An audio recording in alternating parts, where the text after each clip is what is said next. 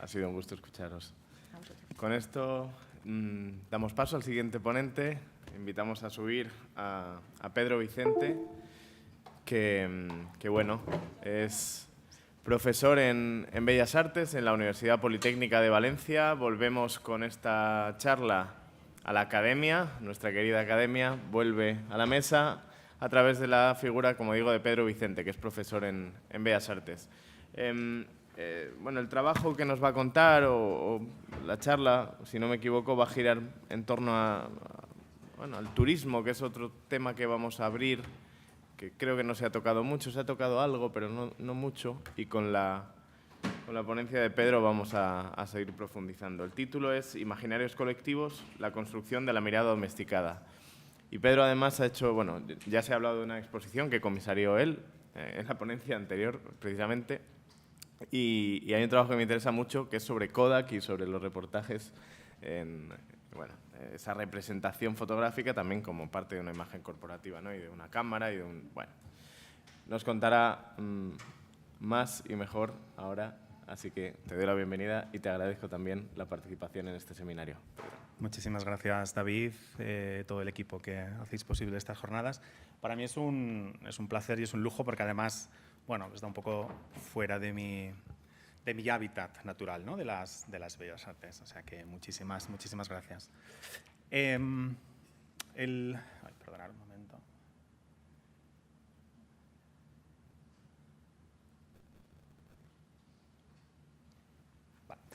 El desarrollo del turismo y la fotografía durante el siglo XIX transformó radicalmente la manera en que las personas experimentaban y documentaban el mundo. El turismo, favorecido por los avances en el transporte y la comunicación, democratizó el acceso a los viajes, mientras que la fotografía, especialmente con la invención del rollo de película de Kodak en 1888, se convirtió en una herramienta esencial para capturar esas experiencias. Esta conferencia pretende examinar cómo Kodak revolucionó la fotografía turística al transformar las prácticas visuales en una experiencia estandarizada y colectiva. Asimismo, se analiza el concepto de la mirada turística y cómo la fotografía contribuyó a modelar nuestra comprensión contemporánea del turismo.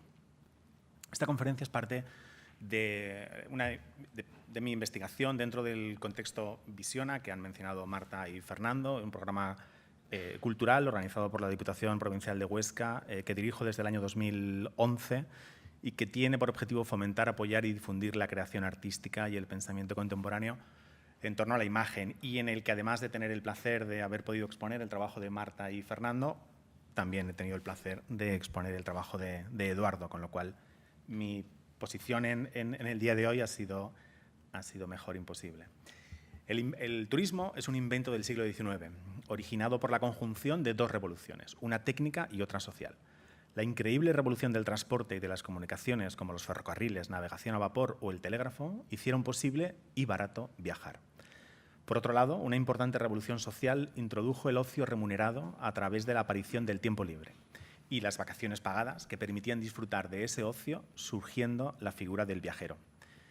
En 1841, el empresario británico Thomas Cook organizó un viaje para un grupo de personas que iban a un congreso de alcohólicos anónimos en Leicester, de Leicester a Loughborough, en Inglaterra, una distancia de unos 18 kilómetros por la que pagaron un chelín cada uno, equivalente a unos 3 euros actuales, fundando la primera agencia de viajes del mundo a la que puso su nombre, Thomas Cook. 5 años después, Cook organizó un tour por Escocia para 350 personas y en 1851 diversos viajes para que 165.000 personas visitaran la Exposición Universal de Londres. No fue hasta 1855 que organizó su primer viaje internacional, una vuelta por Europa continental pasando por Bélgica, Francia y Alemania, y ofreciendo por primera vez un completo paquete de vacaciones que incluía viajes, alojamiento y comida. Nacimiento de lo que conocemos hoy por el todo incluido. En 1872 planificó la primera vuelta alrededor del mundo, organizada, con un precio de unas 200 guineas, unos 15.000 euros actuales, y una duración de 222 días. La democratización de los viajes que los nuevos medios de transporte ofrecían a sectores cada vez más amplios de la población hizo temer una degradación del viaje mismo, del concepto de viaje. En el número de agosto de 1848, un artículo del Blackwood's Edinburgh Magazine, titulado Modern Tourism, comenzaba así. Los méritos de los ferrocarriles y de la navegación a vapor han sido alabados desaforadamente. Sin duda, son realmente beneficiosos para el viajero que quiere llegar a América en 2 semanas, pero han fustigado a nuestra generación con un látigo cruel. Han cubierto Europa de turistas. Esto era 1848. La turistificación no es algo exclusivo de nuestro tiempo. La accesibilidad a los viajes en ferrocarril, escribía John Ruskin en 1849, transforma el hombre viajero en un paquete viviente, porque el pasajero del tren apenas sabe los nombres de las ciudades por donde ha pasado y solo de reojo y de manera casual es capaz de reconocer los campanarios de las catedrales más famosas. Para abastecer la curiosidad y las necesidades de estos primeros viajeros turistas, pronto aparecen las primeras guías de viaje, en esta misma época, aunque en realidad es muy comúnmente aceptado que la primera guía de viajes es muy anterior. Se trata del libro V del Códice Calixtino, escrito por el monje benedictino francés Aymeric Picot en 1160, concebido como un manual práctico para los peregrinos europeos que en el siglo XII se aventuraban a seguir la ruta jacobea y cuyas páginas se describe el Camino de Santiago y los lugares y poblaciones por donde pasa, da consejos y advierte de los posibles peligros del recorrido. Ya en el mundo moderno aparecen las guías de viaje publicadas por el alemán Karl Bedwer o el inglés John Murray en el siglo XIX. Estas guías, basadas en las experiencias de los viajes realizados por sus editores, no solo proporcionaban al viajero información sobre qué ver, dónde dormir y comer y mapas de las ciudades, sino además qué sitios no merecían ser visitados, recomendaciones sociales o qué situaciones debían ser evitadas. En una de las guías de Bedwer sobre España se podían encontrar recomendaciones como, cito literalmente, se debería tener a mano un cepillo e insecticida cuando se utilicen los cojines de los medios de transporte. O el uso de cerveza española ordinaria es casi seguro producirá diarrea en el extranjero no aclimatado. O, esta es mi favorita, a pesar de las regulaciones oficiales, la taquilla no se abre hasta que el dependiente opine que la cola de espera tiene la longitud suficiente. Las guías de Murray introdujeron un elemento relevante, la presencia de asteriscos o estrellas para destacar lugares particularmente interesantes. El viajero turista ya no es libre para descubrir y explorar sus destinos. Ahora debe obedecer las recomendaciones de la guía de viaje, debe seguir los asteriscos que le orientan a la experiencia subjetiva de otros viajeros que la precedieron y escribieron estas guías, determinando qué lugares de interés eran dignos de mención y, por lo tanto, de visita y cómo debían verse. Las atracciones, los monumentos a visitar son construidos socialmente por esas estrellas que apuntan hacia ellos como algo que se debe visitar, ordenados jerárquicamente, según el número de estrellas con las que han sido clasificadas.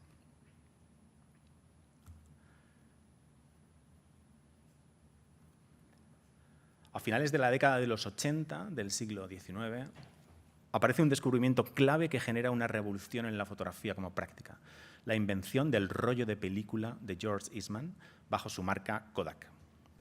En 1888, Kodak introdujo su primera cámara que se compraba cargada con un rollo de película para que el consumidor solo tuviera que apretar el botón. Posteriormente, se enviaba la cámara con el negativo, con el rollo expuesto, a los talleres de Kodak para que la película fuera procesada, las fotografías impresas, cargaban un nuevo rollo y enviaban todo el paquete al cliente para que siguiera haciendo más fotografías. Este formato eliminaba el aspecto elitista de la fotografía, abriendo el potencial democrático para que cualquiera pudiera tomar sus propias fotografías. El mayor avance que trajo esta cámara fue la sustitución de las frágiles placas de cristal por una película recubierta con una emulsión química que permitía la fijación de las imágenes. Esta cámara no solo fue revolucionaria en incluir el rollo de película, sino además era muy portátil y muy manejable, y su coste era muy económico para que cualquier persona pudiera acceder a esta tecnología. Con el famoso eslogan, usted aprieta el botón, nosotros hacemos el resto, Kodak hizo de un proceso muy engorroso en la época y técnicamente complejo, algo muy fácil de usar y accesible para cualquier persona. El complejo y desagradable proceso de revelar los negativos e imprimir las fotografías fue convenientemente situado en una fábrica de producción masiva. Con esto Kodak consigue domesticar e industrializar al mismo tiempo la fotografía. liberando a los fotógrafos de la necesidad de acarrear placas de cristal y haciendo que las cámaras se hicieran mucho más compactas y ligeras. El principio del sistema Kodak era la separación del trabajo de revelar la fotografía del de tomar la fotografía. Proporcionamos a cualquier persona, hombre, mujer o niño, esto es una cita literal de Kodak, que tenga la inteligencia suficiente para coger una caja y presionar un botón, con un instrumento que elimina por completo de la práctica de la fotografía la necesidad de instalaciones excepcionales o, de hecho, cualquier especial conocimiento fotográfico. Cualquiera lo podía hacer. Para el teórico Don Slater, al separar al fotógrafo del conocimiento del proceso fotográfico, no tenemos la sensación de la fotografía como un proceso de manipulación, como una forma de acción, sino como una mera presentación de la realidad. El proceso de realización de las fotografías se convierte en transparente, literalmente se fotografía lo que aparece a través de la mirilla, y la fotografía devuelve literalmente lo que había estado ante la cámara. En este sentido, Eastman imaginaba a sus clientes más como consumidores que como fotógrafos, más como autómatas que apretaban un botón que como creadores que podían construir significados. Se fotografiaba para recordar, para guardar. El éxito real de Kodak no fue tanto económico o técnico, sino social. La aparición de las cámaras Kodak dio la oportunidad a todo el mundo de documentar, representar y, por lo tanto, construir sus vidas de una forma que nunca antes se había imaginado. Como apunta Brian Coe, el álbum de las instantáneas proporcionó al hombre de la calle un registro permanente de su familia y sus actividades de ocio. Por primera vez en la historia existe un registro visual auténtico de la apariencia y las actividades del hombre común, realizadas sin interpretación o sesgo literario. Kodak marcó el comienzo de la industrialización de la fotografía, pero también marcó la aparición de un nuevo tipo de fotógrafo y un nuevo tipo de fotografía. Las imágenes ya no se realizaban pensando y preparando la fotografía anterior. Ahora eran las imágenes instantáneas, improvisadas, los snapshots. Este término fue introducido por Kodak para referirse a una imagen que era tomada de forma rápida y espontánea, que no tenía intenciones artísticas o periodísticas. El término es introducido con el lanzamiento de la cámara Brownie, alentando a las familias a usar la cámara Brownie para capturar momentos especiales y tomar fotos sin preocuparse por producir imágenes perfectas. El cómico y compositor Courtney Graham de la época satirizaba en sus espectáculos esta nueva manía de fotografiarlo todo, diciendo que la cámara fotográfica, cito literalmente, era un instrumento de tortura que se encuentra en cada casa de campo, en cada viaje. Cuando menos te lo esperas, escuchas el terrible clic que está volviendo loco al mundo. Estés donde estés, tierra o mar, escuchas ese horrible clic del fotógrafo aficionado. La publicidad de Kodak instó a los consumidores a celebrar su vida y a encontrar un momento Kodak. La gran mayoría de estas fotografías eran instantáneas de momentos alegres y divertidos, y muchas de las fotos tomadas con una actitud desenfadada y humorística. Los momentos Kodak no solo servían para reafirmar y preservar la unidad familiar, sino también como garantía y ayuda frente a la inexactitud de la memoria individual. Hacer fotografías no era un simple pasatiempo, se había convertido en un instrumento fundamental para construir lo que Kodak llamaba la versión doméstica de la historia. Las primeras campañas de Kodak se dirigieron a los niños, pero fue un fracaso porque los niños no tenían capacidad económica para comprar las cámaras. Después se dirigió hacia la mujer, responsabilizándola del mantenimiento de las memorias de la familia. La chica Kodak fue un icono publicitario emblemático de principios del siglo XX creado por Kodak para popularizar la fotografía amateur entre el público femenino. Esta figura representaba una nueva imagen de mujer, activa, moderna y autónoma. Siempre joven, sonriente, con una cámara portátil en las manos, simbolizaba la libertad de movimiento y la accesibilidad tecnológica, elementos clave en la democratización de la fotografía. Lo revolucionario de la chica Kodak es que la mujer dejaba de ser únicamente el objeto representado en las imágenes para convertirse en la autora de las mismas. Se rompía con el rol pasivo tradicional. Ahora ella era quien encuadraba, seleccionaba y registraba. A través de esta imagen, Kodak no solo vendía cámaras, sino también una nueva manera de relacionarse con el mundo, capturar momentos cotidianos sin depender de estudios profesionales ni de conocimientos técnicos. La cámara se convertía así en un objeto personal y cotidiano, asociado a la vida familiar, los viajes y el ocio. La chica Kodak fue un símbolo de apropiación comercial de la feminidad, reducida a icono publicitario. Kodak explotó su imagen para naturalizar el consumo tecnológico desde una mirada patriarcal. Como era tan fácil hacer fotos, las podía hacer incluso hasta una mujer. Este era el trasfondo de la campaña. Tanto es así y tanta importancia tuvo el papel de la mujer en los inicios de la fotografía que Kodak lanza en 1929 esta cámara, la Petite Coquette, cuyo marketing obvio estaba dirigido al público femenino. Esta cámara se fabricaba en 5 colores, azul, gris, verde, lavanda y rosa, para poderla combinar con cualquier atuendo. La cámara venía con complementos, un pintalabios, un maquillaje y un espejo compacto a juego. La publicidad de Kodak idealizó a la familia convencional, sus costumbres y ritos, y cambió la forma de viajar, de relacionarnos con la memoria y transformó el significado de la fotografía amateur y doméstica.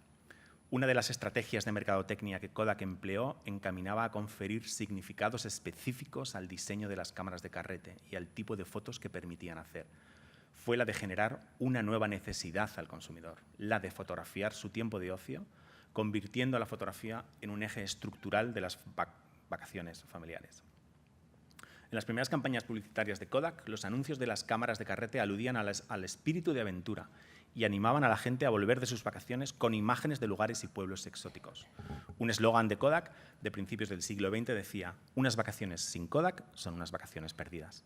Kodak genera la necesidad de fotografiar lo visitado, lo vivido, poniendo en la tesitura de que si no se ha fotografiado, no existía ni se había estado en ese lugar, haciéndolo existir y certificando el haber estado precisamente mediante el propio acto fotográfico. Una de las estrategias de Kodak para generar esta necesidad de fotografiar fue la construcción de lo exótico, lo pintoresco, para que al aficionado no le faltaran temas que fotografiar. Kodak se encarga de fabricar literalmente atracciones o momentos Kodak exclusivamente para que puedan ser fotografiados por sus clientes. Hay que tener en cuenta que en este momento no existía. Kodak lo que hace, como estoy diciendo, es sobre todo generar, no vender, era casi el único que vendía material fotográfico, no vender ese material, sino vender la necesidad de que fotografiemos. En 1937, el vicepresidente de Kodak en Hawái, Fritz Hermann, crea el Kodak Hula Show, un espectáculo donde los turistas podían ver, para poderlo fotografiar, a nativos contratados por Kodak para representar el milenario y tradicional ritual de las danzas hula en la población de Waikiki. Hermann creó un momento Kodak destinado exclusivamente a promocionar la toma de fotografías por parte de los turistas, en ningún momento para promocionar la cultura local. El Kodak Hula Show se representó durante más de 65 años y para muchos turistas era el único contacto con la cultura local. Tal fue el éxito del Kodak Hula Show que se vendían todo tipo de souvenirs y merchandising, desde las propias canciones que se pasaban en el show, fotografías, vídeos o postales. Con un propósito similar nacieron los Kodak Picture Spots, carteles instalados en paisajes que resaltaban vistas pintorescas y que promovían motivos concretos para ser fotografiados. Kodak instaló en 1922 la primera señal, que incluía la leyenda Picture Ahead, Kodak as you go. La campaña utilizaba el nombre de la marca como verbo, estrategia de marketing que se utilizó frecuentemente. Usaba la palabra Kodak como sinónimo y sustituto de la palabra fotografía e incitaba de manera imperativa a realizar una fotografía donde indicaba la señal. Estos carteles alentaron las visitas turísticas a determinados espacios y paisajes para fomentar la toma de fotografías y consumo de productos fotográficos. Kodak consiguió que se instalaran más de 6.000 señales en las carreteras norteamericanas que anunciaban vistas para fotografiar, llamando la atención al público sobre qué motivos y escenas se debían fotografiar. Estos carteles son es el origen de la señal que todavía está en nuestras carreteras de vista panorámica o punto de vista, que tiene el mismo objetivo. Aquí hay una vista panorámica, haz esta foto. Kodak empezó a instalar estos picture spots no solo por las carreteras, sino también por diferentes ferias mundiales desde los años 50 y por diferentes parques de Disney. Estas señales estuvieron presentes en los parques hasta la bancarrota de Kodak en 2012. Incluso algunos de estos carteles iban más allá. En algunos de ellos aparecía el siguiente eslogan: esta localización está recomendada por fotógrafos profesionales para ayudarte a contar la historia de tu visita en imágenes. Estas señales no solo nos dirigen la mirada, sino que nos ordenan y fabrican, nos educan en lo que es una vista bonita y cómo y desde dónde debemos fotografiarla, construyéndonos un imaginario colectivo. La mayoría de estas señales incluso tenían una imagen de referencia para que estuviera muy claro cómo debía tomarse la fotografía desde ese lugar. La escasa cultura fotográfica de los fotógrafos aficionados de la época hacía que fueran necesarios estos consejos, o eso creía Kodak, educando al fotógrafo principalmente sobre dónde, cuándo y cómo debía tomar las fotografías. Kodak consiguió de una manera muy efectiva incluir su tecnología, su cámara, en la propia idea de vacaciones o viaje, y que incluso ha llegado a nuestros días. Cualquiera que piense en vacaciones u ocio piensa automáticamente en fotografías, convirtiendo la cámara o el teléfono no solo en parte de la propia experiencia, sino en la experiencia misma. Kodak consigue convertir la fotografía en un elemento fundamental de una de las instituciones sociales más importantes que tenemos, el ocio. Kodak se encargaba una y otra vez de repetirlo a sus clientes con poderosas campañas de publicidad.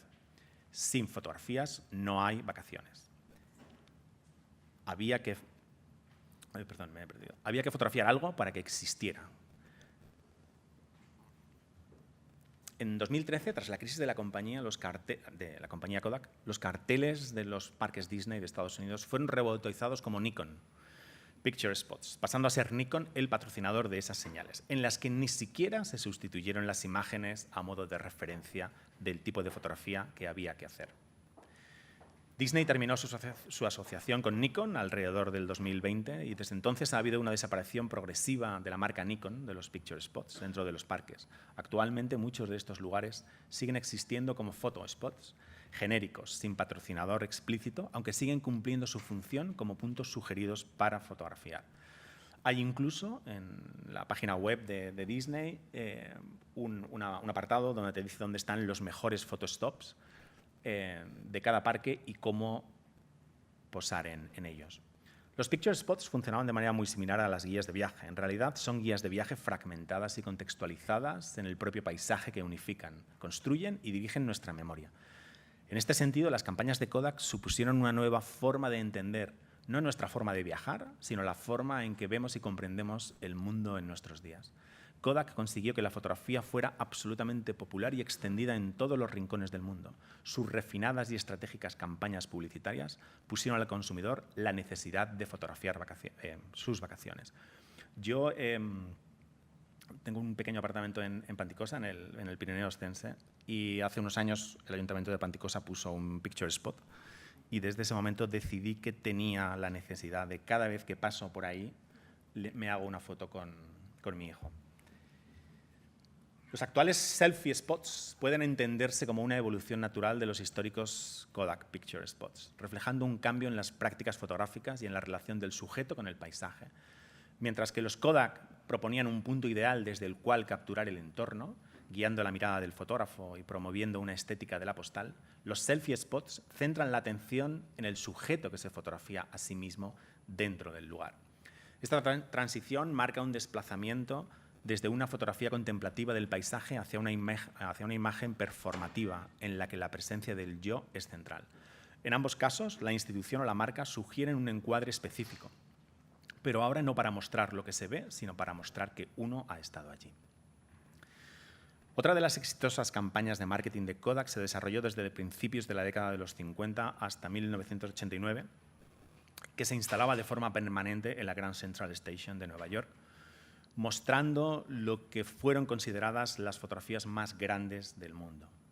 Estas imágenes, llamadas coloramas, medían 5 metros por 18 metros de largo y mostraban escenas de familia en situaciones de ocio, en ocasiones en espacios domésticos y en otras representando a la familia de vacaciones en parajes idílicos. Con los coloramas Kodak no promocionaba, al menos no directamente, destinos turísticos en concreto, ni el hecho de hacer turismo, ni tan siquiera sus propios productos de forma directa.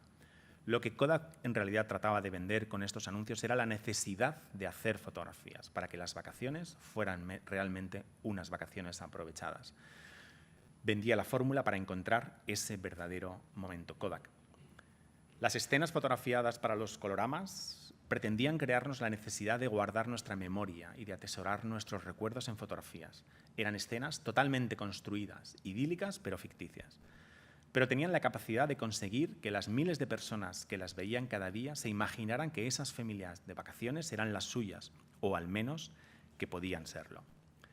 Kodak supo capturar todos los anhelos y esperanzas y sueños colectivos de la creciente clase media norteamericana, construyendo un imaginario colectivo sobre cómo debía ser la buena vida, el sueño americano.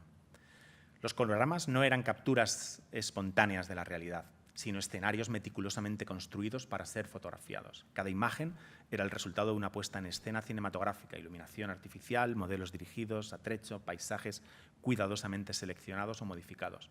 Lejos de documentar lo cotidiano, representaban una realidad fabricada, diseñada específicamente para encajar en el ideal visual Kodak. Especialmente me gusta esta en la que se ve esa escena de 4 supuestas personas bailando algo parecido al flamenco, a la música de unos mariachis, y la persona, en todos estos coloramas siempre había una persona que estaba fotografiando, y la persona que está fotografiando está probablemente en el peor sitio para fotografiar esa escena.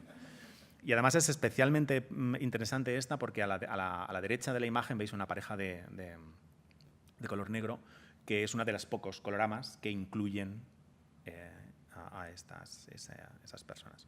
Sin embargo, detrás de su aparente inocencia, familias felices, paisajes prístinos, celebraciones cotidianas, los coloramas funcionaban como potentes dispositivos de normalización ideológica y construcción de una memoria colectiva después de la Segunda Guerra Mundial. Los coloramas no solo vendían película fotográfica, vendían una visión del mundo. Presentaban un país sin conflicto, racialmente homogéneo, regido por los valores de la clase media blanca y profundamente alineado con los ideales del capitalismo estadounidense de la posguerra.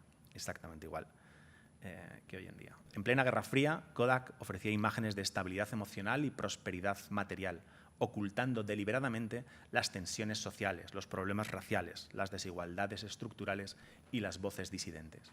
La estética colorida, hipersaturada, cuidadosamente compuesta, era tan atractiva como manipuladora. Desde una mirada contemporánea, los coloramas pueden leerse como una forma de propaganda visual, que codificaba una cierta forma de ver, de recordar y de desear. Hoy, lejos de su función original, revelan más sobre las ansiedades culturales que trataban de silenciar que sobre la realidad que pretendían representar. A partir de los años 50 del siglo XX, el auge de Kodak coincidió con la expansión del turismo de masas, especialmente en Estados Unidos y Europa. La popularización de la cámara portátil y digital y la película en color hizo que la fotografía como un elemento central de la experiencia turística. Kodak siguió promoviendo la idea de capturar recuerdos, alineando sus campañas con los nuevos hábitos de ocio y movilidad. Las imágenes producidas por los viajeros reproducían muchas veces los modelos visuales sugeridos por la propia marca.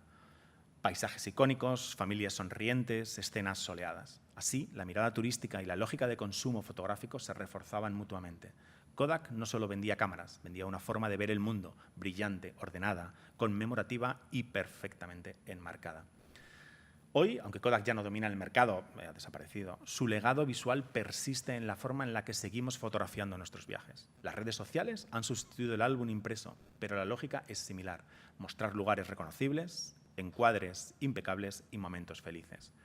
Aplicaciones como Instagram han amplificado esta mirada kodakiana, ahora convertida en práctica global y automatizada. Seguimos viajando con la cámara, ahora el móvil, como guía, buscando el encuadre perfecto más que la experiencia en sí.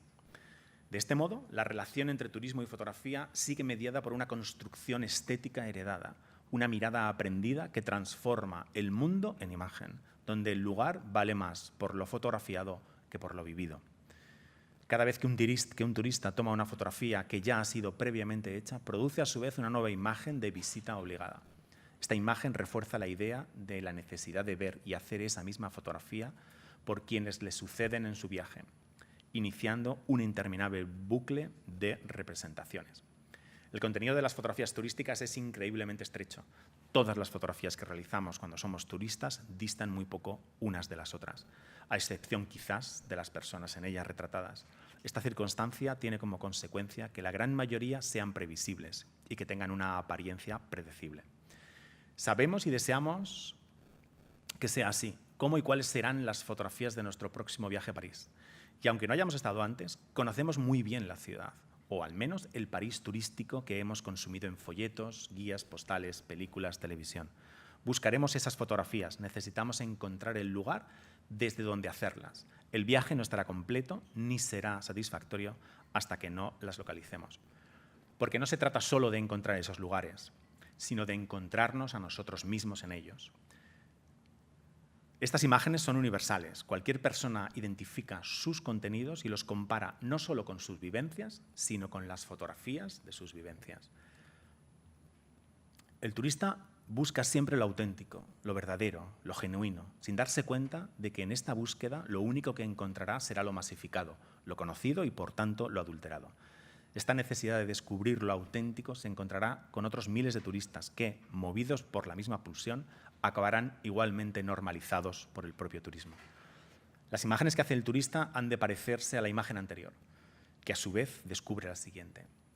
Tenemos que hacernos la fotografía exactamente aquí, para que sea una réplica de la postal y que revalide esta última. Cada imagen hecha por el turista refuerza el estereotipo ya creado.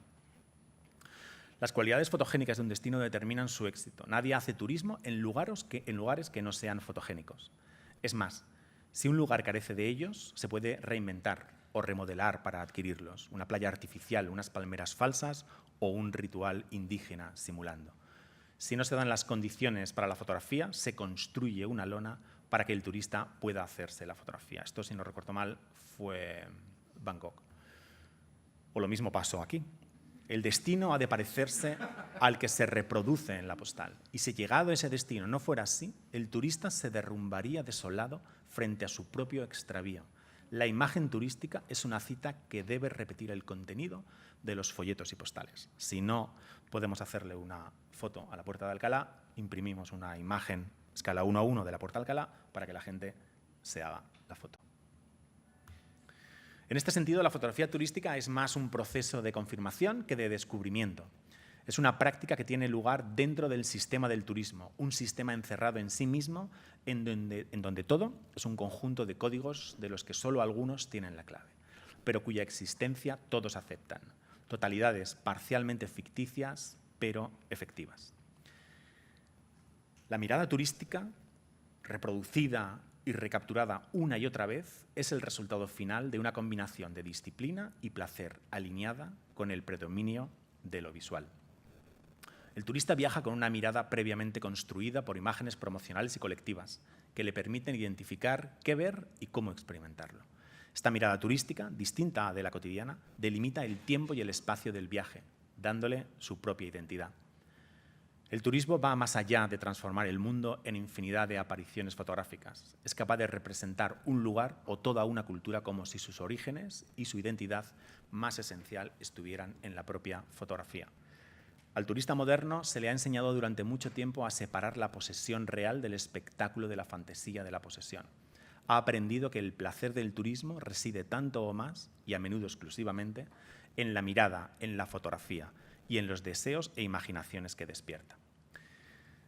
La influencia de Kodak en la fotografía turística marcó un antes y un después en la forma de experimentar y documentar los viajes. A través de estrategias como los Kodak Picture Spots o la promoción de momentos Kodak, la empresa consolidó una práctica visual estandarizada que transformó el turismo en una experiencia predominantemente visual. La mirada turística, resultado de esta evolución, no solo dirige la experiencia del viajero, sino que la define en términos simbólicos y colectivos. Las imágenes capturadas por los turistas son tanto un reflejo de su vivencia personal como una reproducción de un imaginario previamente construido y mostrando la fotografía que ha modelado nuestra percepción del turismo y del mundo. Desde sus comienzos, la modernidad se ha basado en una hegemonía de la visión, en la que el pensamiento y la cultura occidentales han estado dominados por un paradigma de conocimiento, ética y poder centrados en la mirada. Visión y mirada acaban por reducir todo a una imagen idealizada que pocas veces se corresponde con la realidad, ya que se basa en una construcción subjetiva. Marta y Fernando hablaban antes de la escucha como acto político. Yo creo que hay que reivindicar la mirada como acto político. Reivindicarla también. El turismo y el uso que éste ha hecho de la fotografía podrían entenderse como una cristalización de esta hegemonía de la visión. Antes de la aparición de la fotografía, los viajes se basaban en lo auditivo, en el aprendizaje de los idiomas, hablar con los lugareños y recopilar datos sobre personas y territorios. Se necesitaba hablar y escuchar para poder continuar el viaje. Sin embargo, durante el siglo XIX, el énfasis dominante del viaje cambió rápidamente del oído al ojo con la invención de la fotografía. El viajero pasó de descubrir lo desconocido a coleccionarlo y domesticarlo. Mediante la toma de imágenes, viajar se convirtió en algo puramente visual. La mirada del turista dirige la atención hacia las relaciones flexibles de poder entre visitantes y locales, convirtiéndose en un proceso de consumo a medida en donde los propios destinos se transforman en lugares para ser representados visualmente. El turista viaja para poder decir que ha estado allí, en el destino en el que había visitado desde esa fotografía previamente realizada. La fotografía representa la realidad, pero nunca la certifica. Es nuestra propia y subjetiva mirada la que debe hacerlo y no miradas previas falsamente objetivizadas. Quizás ha llegado el momento de dejar de mirar al mundo a través del encuadre heredado. Si la fotografía turística ha servido para domesticar el paisaje, para congelar lo exótico en postales repetidas y para confirmar nuestra pertenencia simbólica al imaginario global, urge ahora recuperar su potencial subversivo. No se trata de dejar de fotografiar, sino de desaprender la mirada, de resistir la lógica del reconocimiento y abrir paso a la sorpresa, al desajuste, a lo que no encaja, reconsiderar cómo miramos a lo que conocemos y cómo conocemos sobre lo que miramos. Solo así podremos transformar la imagen en herramienta de experiencia y no de control. Tal vez el verdadero viaje comience cuando dejemos de buscar la imagen que confirme lo que ya sabíamos y empecemos a aceptar que no todo debe ni puede ser fotografiado. Con esto he hablado con David, me ha dado permiso.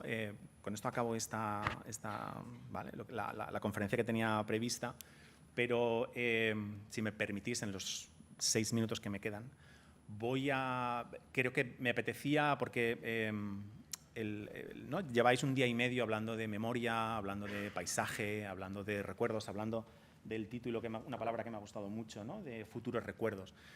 Y quería compartir con vosotras y con vosotros un proyecto que desde el 4 de noviembre del 2024 me va a costar 5 minutos. Os voy a poner 2 vídeos y voy a hablar sobre ellos. Codirijo en la Universidad Politécnica, junto con Pilar Soriano y Esther Nebot, en donde estamos recuperando fotografías de familia dañadas por la DANA del año pasado. ¿Vale? Entonces, creo que, bueno, precisamente, estamos hablando de memoria. En las fotografías de familia, voy a quitar el sonido, en las fotografías de familia es donde radica nuestra memoria.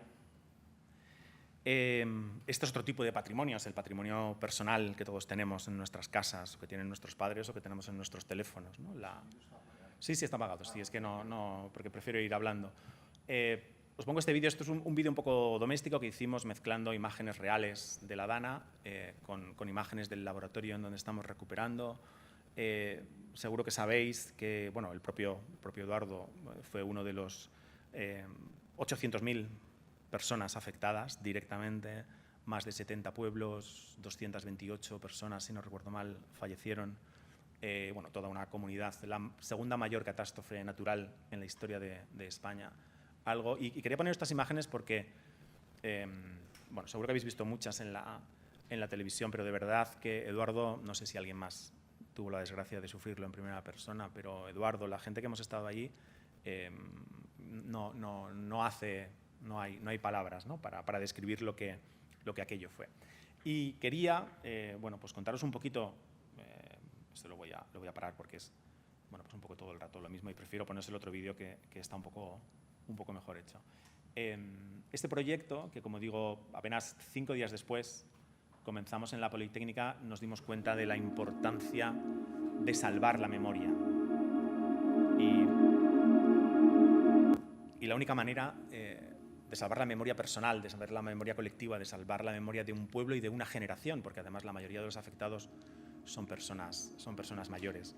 Entonces nos pusimos en marcha, más de 100 personas de la universidad, como digo, lideradas por tres profesores, en donde pusimos unos protocolos para limpiar las fotografías, salvaguardarlas, higienizarlas, secarlas, digitalizarlas. Estamos hablando de más de 300.000 fotografías que hemos lavado una a una, con pincel. Una a una. Cada foto nos puede llevar 10 minutos, 15 minutos, 6 minutos, 3, depende. Más de 3.000 álbumes, casi 500 familias. Estamos ahora en la última fase, estamos acabando.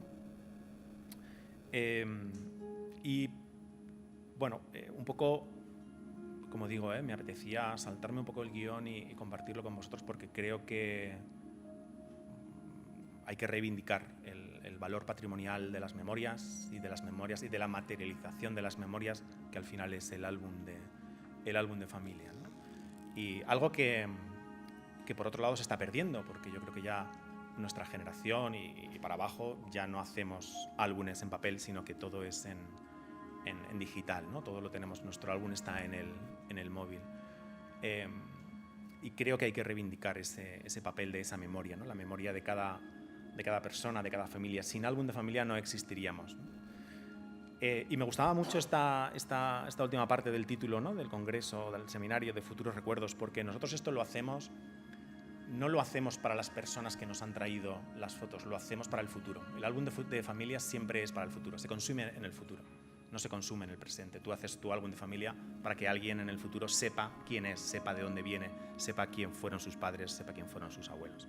Ahora estamos en la última parte, como decía, estamos digitalizando esas 300.000 fotos y junto con la Escuela de Ingeniería de la Politécnica de Valencia hemos desarrollado una inteligencia artificial para restaurar, yo creo que podremos restaurar unas 80.000 de estas fotografías que se han dañado.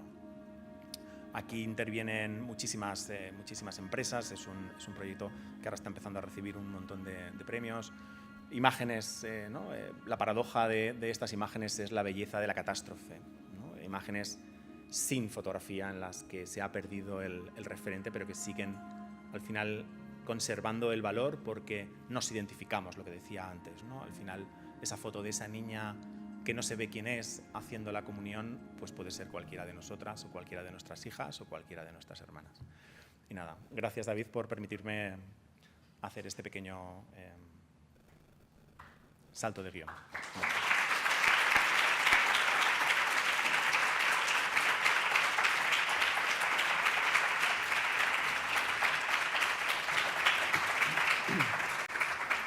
Particularmente para quien esté interesado, he traído unas postales, las dejaré luego ahí en la mesa, ¿vale? Con un código QR donde tenéis más información del proceso por si alguien está interesado.